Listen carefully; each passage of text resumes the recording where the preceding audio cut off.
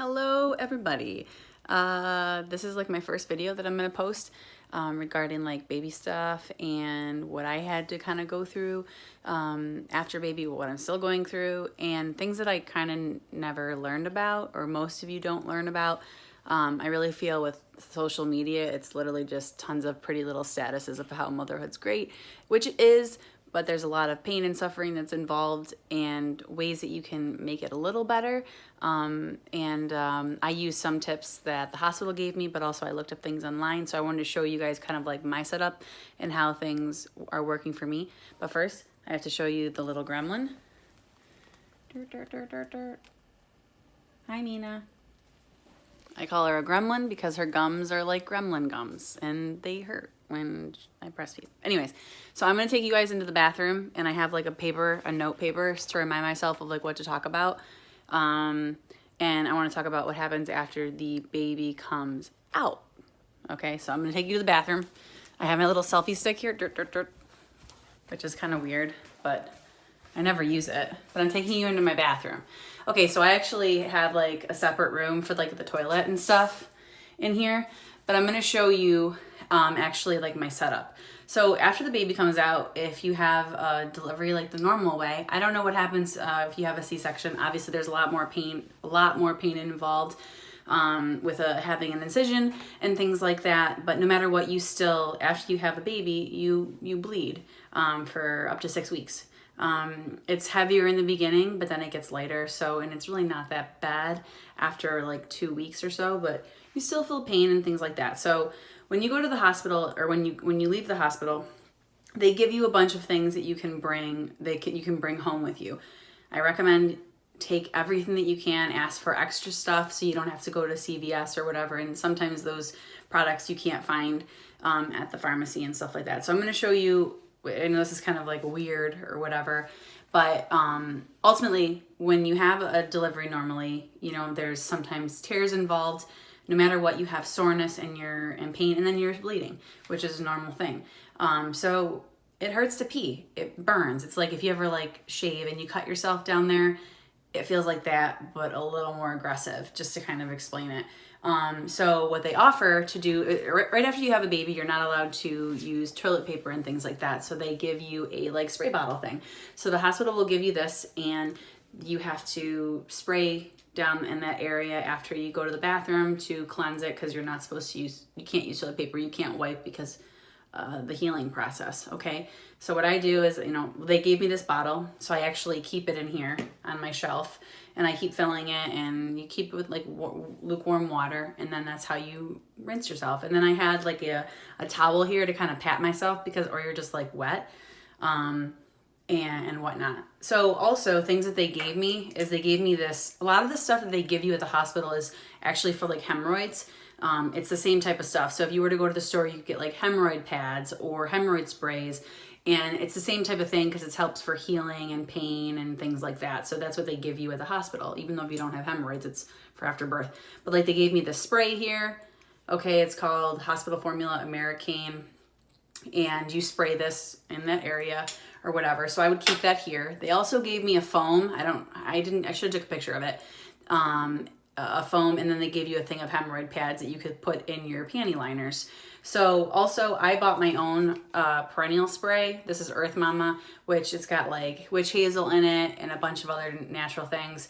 I ran out of it and I just filled it with witch hazel, but I was spraying that on myself as well for healing properties. So what I did was I set this all up in my bathroom. Okay, so I had it right here, and then also the pads are down here. I had the thicker pads to start with. Now these are like regular, and then these are like the little panty liners. Okay, so they're already set up in here, and you have a garbage can to put stuff in. And then I want to show you guys the underwear that they give you. So when you get there, they give you can't wear a thong or your regular underwear. They give you, I guess you could, but they give you these like meshy undies, okay? And they're throwaways. Get as many as you fucking can. Just get tons of them. Because I don't really have a lot of regular underwear. I just had thongs. I have a couple regular, I just don't though. So I had to buy some more anyways. So I just like went to Walmart and got some regular underwear because I just didn't care. But these are like, I'm trying to do it with my hands.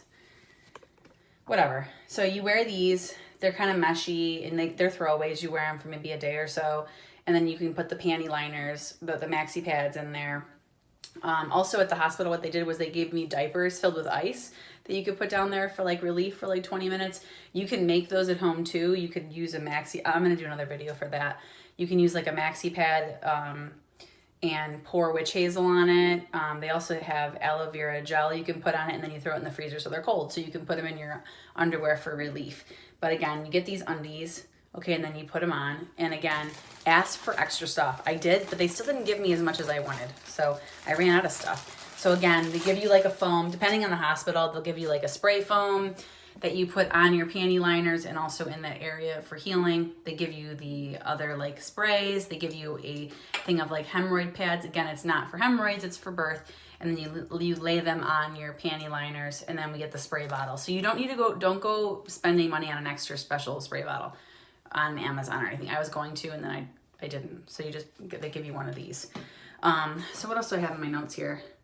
So that was my bathroom setup. And then, okay, also using the bathroom, not pee the other way, which we don't talk about typically, but it's when you give birth, you're using those muscles in your back end area, which doesn't really sound like it makes a lot of sense, but you do, because when you're pushing those areas. So after you give birth, it hurts to sneeze. It hurts to cough, okay, in that area, and you bleed more because you're healing and there's tears and things like that.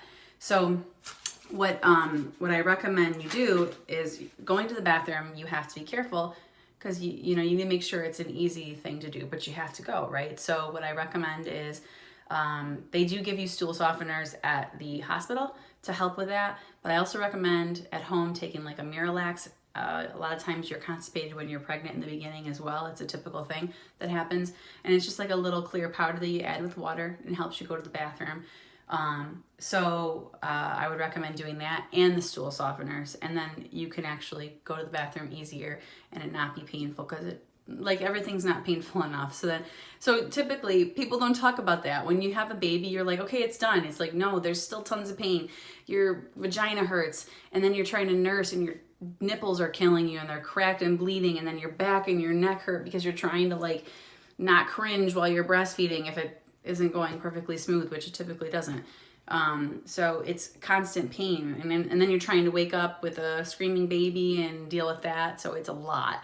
So it's really great to also have a really good partner. Julian, he stayed with me a couple weeks after the baby was born, and he helped with everything. He did everything.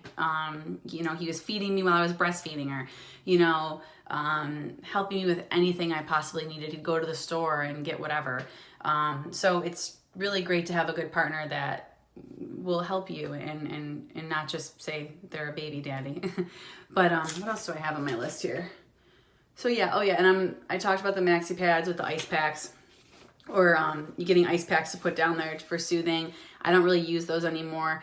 I'm using like a very light panty liner, and it's been, I think, like 16, 17 days since the baby was born. So it's not like you're this heavy, crazy bleeding forever.